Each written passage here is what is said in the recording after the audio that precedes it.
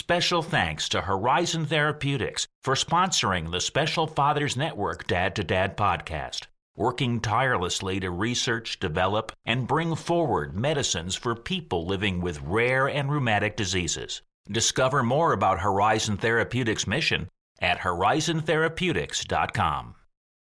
And every year, my dad would take me to lunch and then to perfume day. Usually on the 24th of December, maybe the 23rd, we go to Nordstrom. Sometimes it was Macy's, Imagine a dad in the perfume section for an hour with perfume up and down my arm, and my dad is weighing in. I am not kidding you, David. One of my favorite days. It's an annual holiday for me. That's our guest, Dr. Michelle Watson Canfield, a national speaker, author, and professional counselor who stresses the importance of a strong father-daughter relationship. She writes a dad-daughter blog, and she's written a couple of books, both available on Amazon. Dad, Here's What I Really Need From You, and Let's Talk, Conversation Starters for Dads and Daughters. Michelle has a lot to say to us, and she'll do so in two parts, part one this week and part two next. That's all on the Special Fathers Network Dad to Dad podcast. Here now is our host, David Hirsch.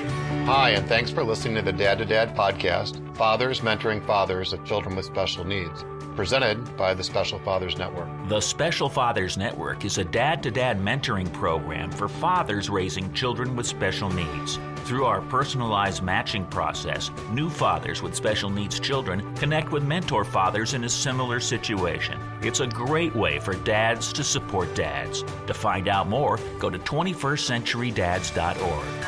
And if you're a dad looking for help or would like to offer help, we'd be honored to have you join our closed Facebook group.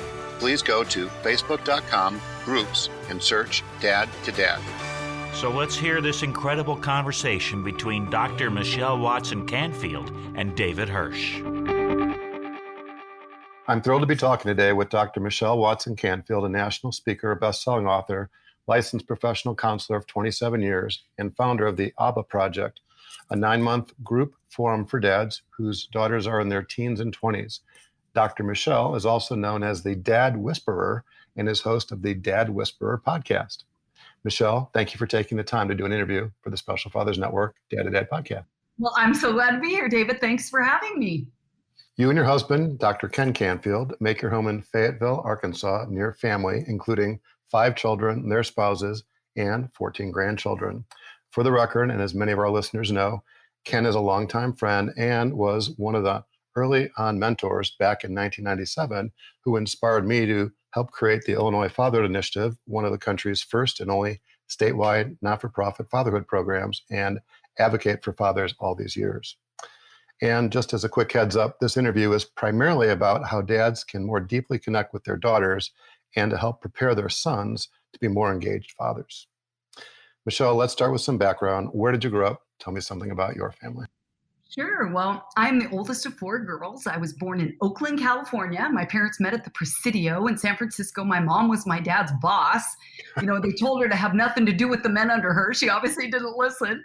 And my goodness, then, more sisters came along. My dad always said he was waiting for another boy, and here he got 4 girls, So it's probably not coincidence that I've landed in this lane to help dads understand their daughters better. I should probably put my dad in this seat instead of me. And then when I was 10, we moved from the Bay Area to Portland, Oregon for my dad to actually go to seminary to become a pastor. And then when he finished, we didn't like how dry it was in California, so we stayed in Portland. And I've actually lived in Portland for 51 years. And then just a little over a year ago, moved to Fayetteville, Arkansas. I talk about a system change, it's more than the weather. I don't know where I am at times. I'm going to be straight up honest with you, but really friendly people. And it's crazy at political things. They start with prayer and end with prayer. I'm literally going, where am I? But it's been, quite a journey. I married Ken because some people might really think this is a crazy way to say it, but I'm telling my story the way it happened is after his wife died, and she had been a friend of mine. I'd been in their home in Kansas, and Ken and I had been colleagues. He wrote the foreword to my first book, always above board, everything relationally. And I thought I would stay single and really invest in helping to turn the hearts, not the heads of fathers to their daughter. And Ken had always been a champion of me. He'd invited me to Washington, D.C., to the Department of Health and Human Services as a fathering expert back in 18. You know Ken. He loves championing people. Oh, yeah. And so I happened to be one of those. And I just got this download from God not long after Dee had gone to heaven that I was to marry him. And I'm like, what? And I kept it under wraps because literally I'm like, this is crazy. And out of the blue, Ken called me on January 1st of 2020 and said, okay. And I realize I'm veering off your question of my family of origin, but I'm just giving you the really quick overview. And he called and said, how would you like to move from professional to personal? And I'm like, well, God already told me to marry you. So at the age of 60, I got married for the first time. Yes, the first time. And so now here's a whole new life for me here. And I really am so grateful to be where I'm at.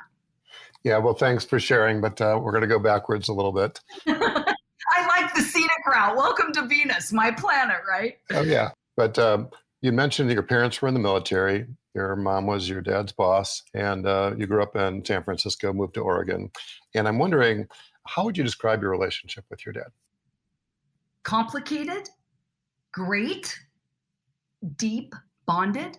And I would say my dad and I are very, very close, even still to this day, because as I just shared, getting married so late, living close to my parents in Portland for all of my life until I moved to Arkansas, I had the blessing of having a dad who loves acts of service to show love. And so my dad would mow my lawn. He would edge it the way I liked it. He would say, it's fine. I'm like, no. I'm a perfectionist. I like it this way. And he had to learn to do it my way. He would come and fix broken things.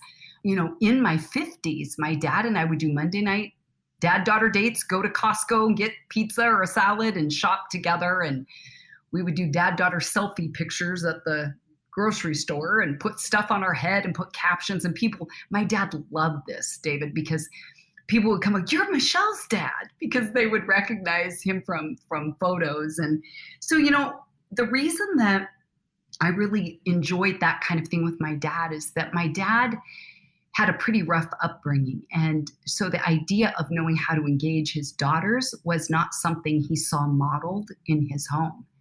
I would often say my dad and I were close, but we didn't go as quote unquote deep as I would have liked.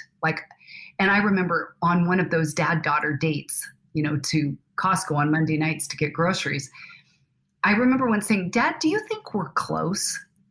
And he literally said, I don't think we're as close as you'd like us to be. Oh my. And I said, you're exactly right. I want more vulnerability, more depth. I want more of you. I love that you can listen, but I want more openness. So I invented, if you will, I came up with this idea of Dad, on the way home, it's 10 minutes. Every time we go home, can you tell me one story from your life?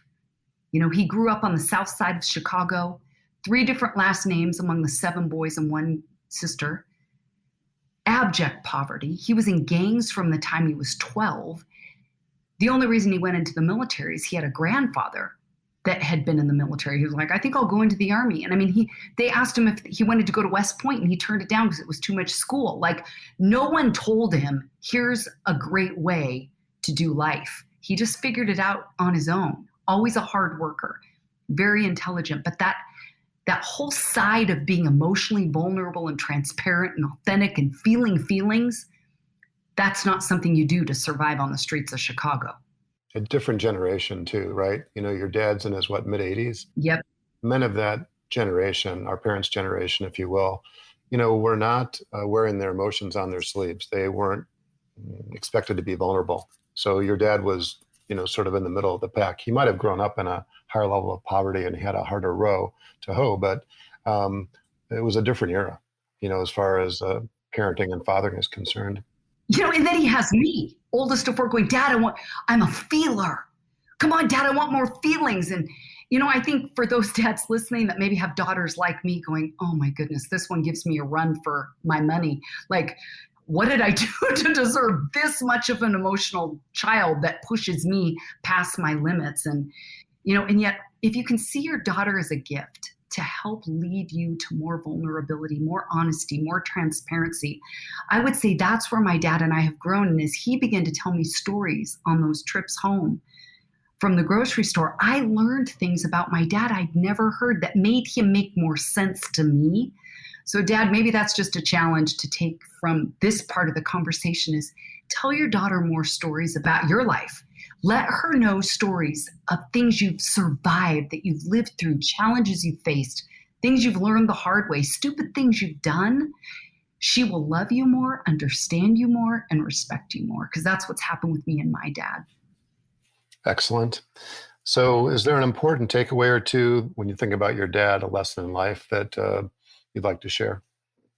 Wasn't that a packed question? There's so many different ways I could answer that, but I guess what I would say as a takeaway is I've been hard on my dad, to be honest with you. I think, I have a lot of expectations for myself as a firstborn, and I want my dad to always get it right. I want him to always figure me out and understand me and pace with me and have grace for me and, not have anger at me, but more patience.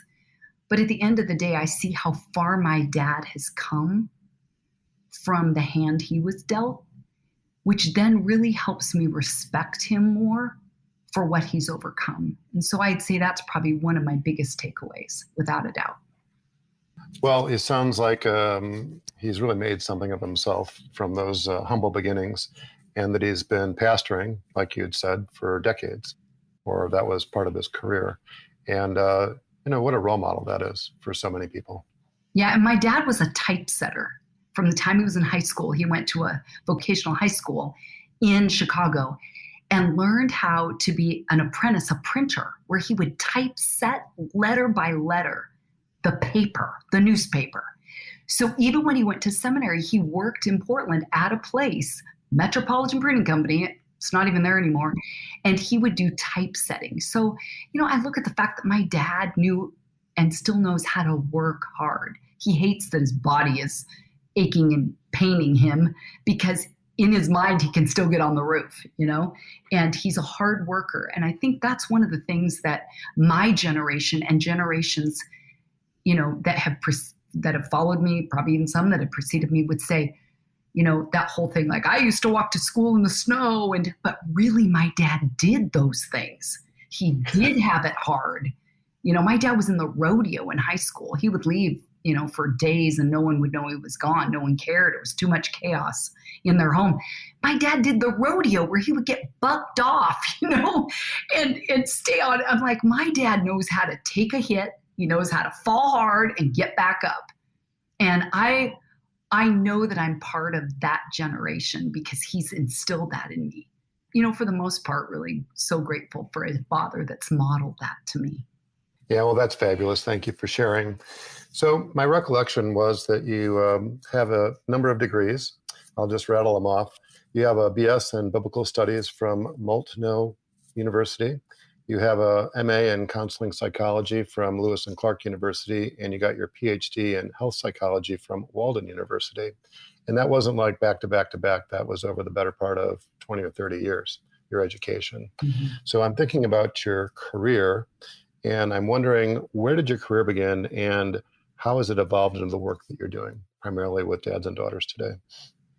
Yeah, well, in my late 20s, I always set the bar real high. I didn't date a lot. I had a high standard, but for whatever reason, I was in a band, a Christian band, actually with all guys in my late 20s. And I started dating the lead guy. And over the course of about 2.5 years, I wore down. And what I mean by that is that my parents used to say, we lost you. We lost our Michelle. He was very verbally critical and put me down a lot. And I would say now, looking back, was emotionally, mentally, and verbally abusive. And I became very quiet. Like you can tell, I have a lot of energy, a lot of personality. And I literally would go out with him and I would, quote, get in trouble afterwards if I talked too much or said too many words or took over or was in the spotlight. And so I learned to just be really quiet and set him up, so to speak, to succeed. And there's not much that I did right. I talked too much. I laughed too loud. I weighed too much. Everything was too much about me. And I distanced from my parents during that time because they saw the red flags. But again, my late 20s, like a lot of women are like, well, there's not much to pick from here. This is as good as it's going to get. And I'm thinking my parents, I know they wore out their knees because I wouldn't listen, but they prayed. And thankfully, we did break up finally, but I called a counselor out of desperation because I wasn't doing well, to understand why I would have been drawn to someone like that. And that's when, I began to process the sexual abuse from my history, from my mom's dad primarily, and some others. But, I have a sexual abuse history because I needed to make sense. Why would I be drawn to someone who would treat me like this without realizing that, the quote unquote skeletons in my closet, those things that had happened to me that I shoved in the back of the closet? Because sadly, I was raised, in Christian circles that would say, forget what lies behind, reach forward to what lies ahead. But oh my goodness, talk about a misrepresentation of what Philippians 3 and 4 are saying. That's it. Because I'll digress just here for a minute, David, but actually Paul wrote those words, and he had just in the preceding chapter 3 listed everything he had done. So he wasn't forgetting that he'd been a Pharisee of the Pharisees and worked his way up through the ranks. But what he was saying is my identity is not in those things that I have done or those titles I've held. I'm reaching forward to what God has ahead for me. So it wasn't about forgetting everything that's ever happened, but that's what I was taught. And I tried my best to do that. I'm just going to press forward in doing things that God wants me to do or being who I think I need to be. But boy, it began to catch up with me in my late 20s. And so this guy was the representation, if you will, of all things bad that I had shoved in the closet, but he just gave a voice to them. And if you have a daughter who is dating what you would call an abuser or a loser, and your whole goal is just to get her away from him, I want you to hear me say this. If she doesn't do the deeper work on what led her to him, she'll go find another one. So you'll break off this one, Dad, or get in the way or find a way to stop it. But if she doesn't have healing for the lies that have been embedded in the wounds of her heart, then she will find another guy who will treat her the same way. And so that's what I had to finally do, that deeper work, and call a counselor. And I happen to have had a counselor who would say, where's Jesus in the memory after memory of abuse? And I'm like, he doesn't show up to places like this. But over time, I began to learn how to hear him. First person, hear him, show up in my stuff, in my trauma. And David, it literally changed my life. That is how I am where I am today, and why I could then finally, even going back to that guy, if you can believe it, after one time, I wrote down everything he didn't like about me. You want to know how many things I wrote down? 66 things. Oh my God. And I got back together with him 2 months after that. Because, if you will, that horrible scent was familiar to me on the inside. Even though I did all the things outside that looked good, on the inside, that was really what I believed, as I was worthless and kind of a piece of trash, and doesn't matter because I already believed that about me anyway. I'm too much and I'm too this. And so when I was able to go back and have Jesus put truth into lies that I believed about myself, it began to really change me from the inside out. Now you couldn't pay me. Oh my goodness, you're going to love this story. This just comes to my mind.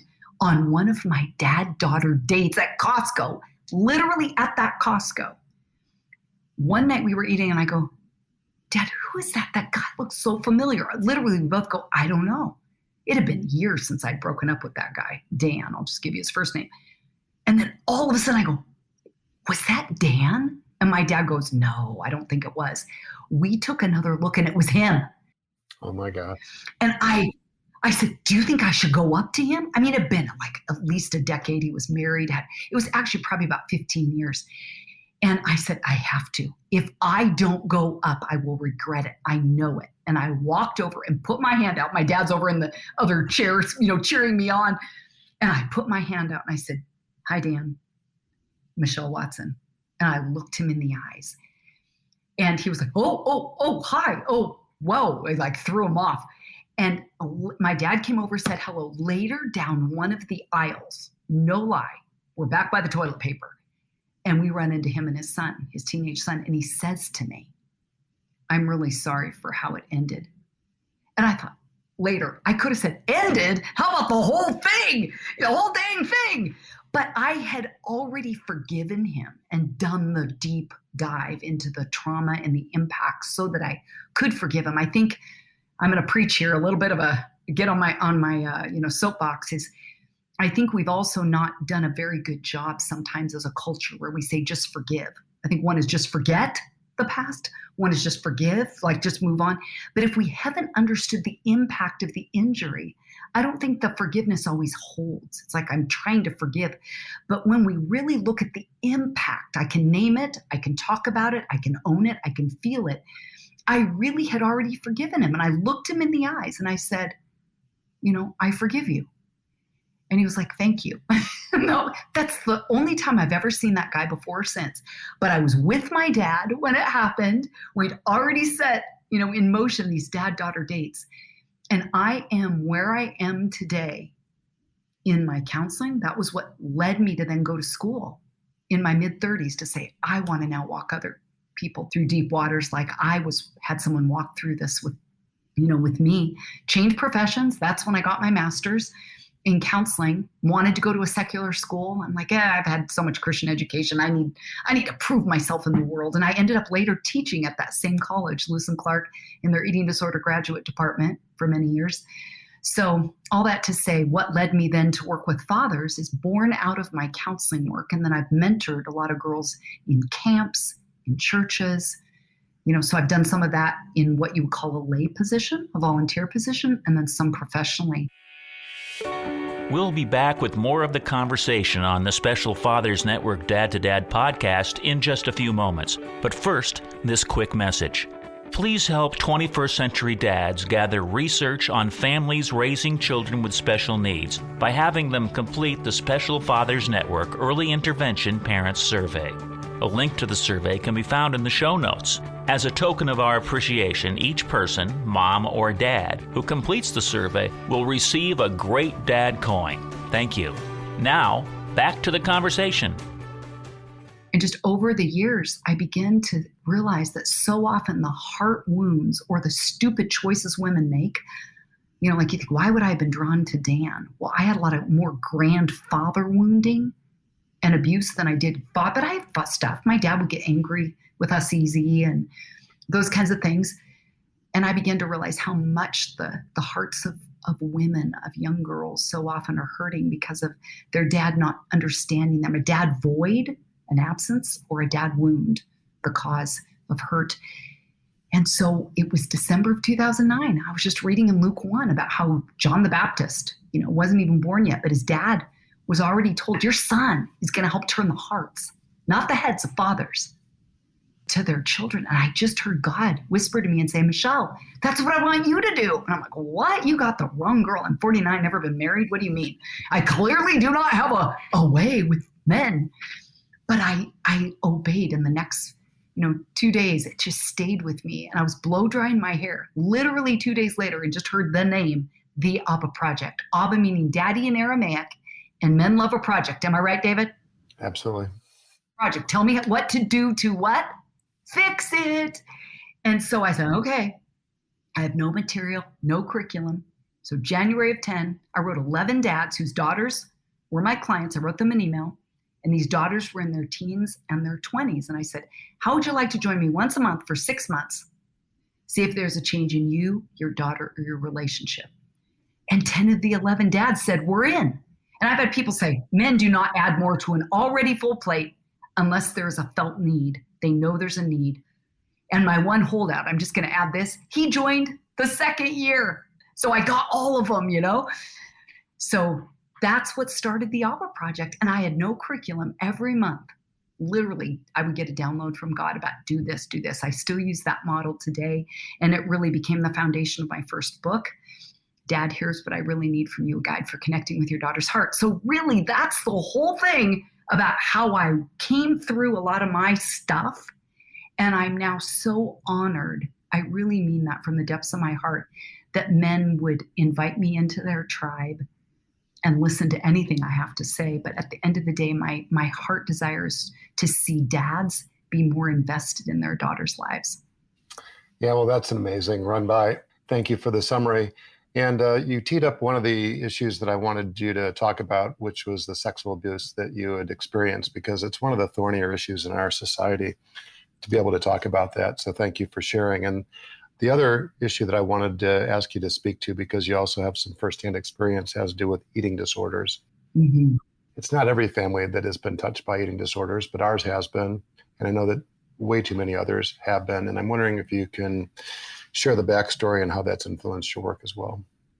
So the eating disorder in my 20s, so remember back what I was just telling you about my story. So I've now graduated. I didn't tell you this, but I graduated from Bible college. My parents made me go to a year. And then I was a cheerleader. And the next year they were going to Europe. And I'm like, okay, I'm not stupid. I'm going to come back for that. And then it was a 3-year program. Ended up getting my bachelor's from another school being added in with that 4th year. But all this to say, what do you do with that degree, right? It's like, okay, I got a biblical education degree. What do you honestly do with that? And that's why I became a dental assistant and all of that. But anyways, through that maze of finishing school, as really an eating disorder in college began to take root.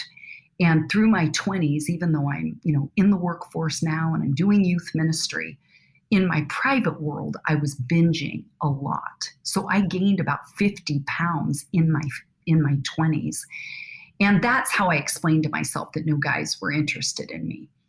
And yet I look back now with more understanding and see that weight became somewhat of a shield around me of protection to be less desirable to men.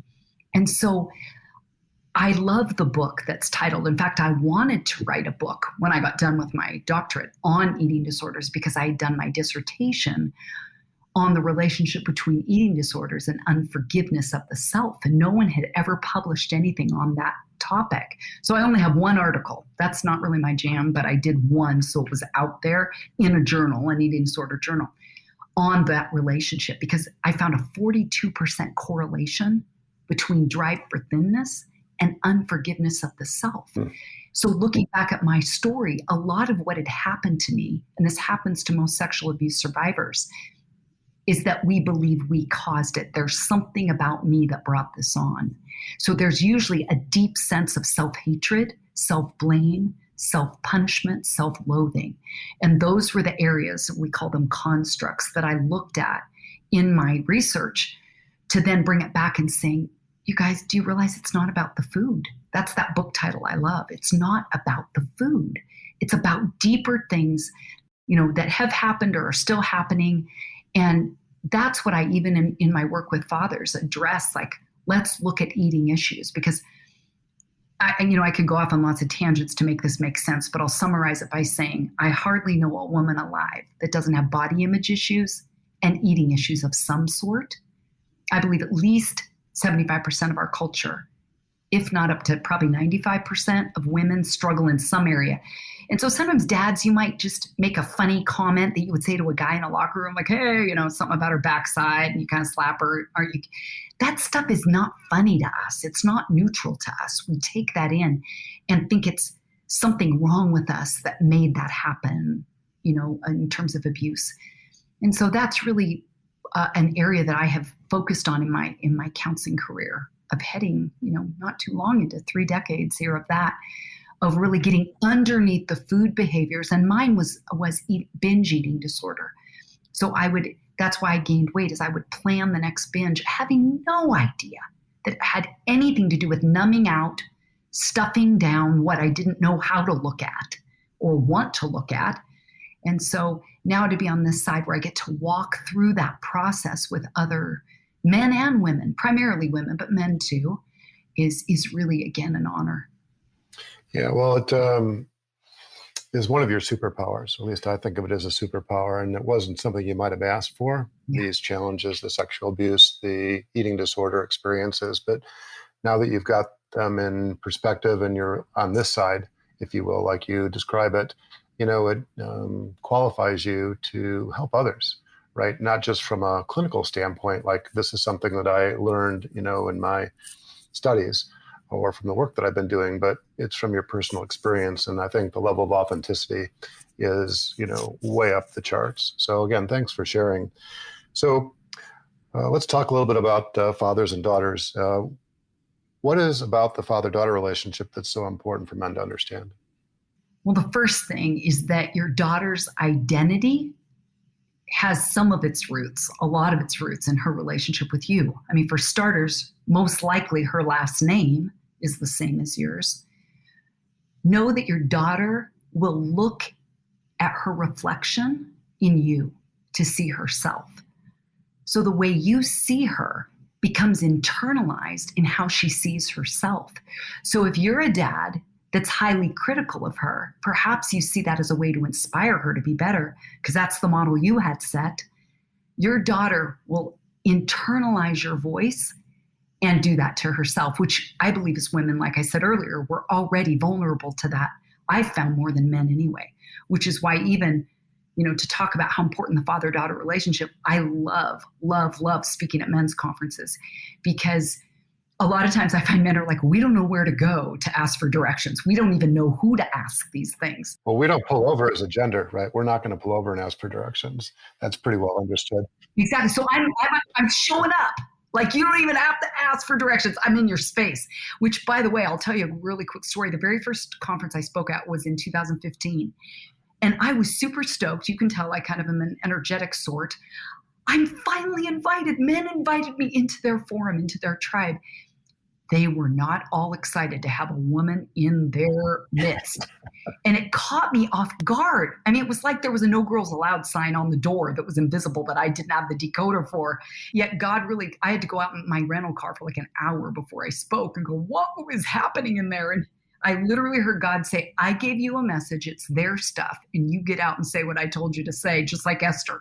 She prepared herself for a year to go before the king. You are going out before these kings, before these men, and you give the message that I've given you. And I'm going to tell you, because I love practical things for men. I don't think we need more theory. Men already know they need to be better dads, more engaged, more dialogue. You know that.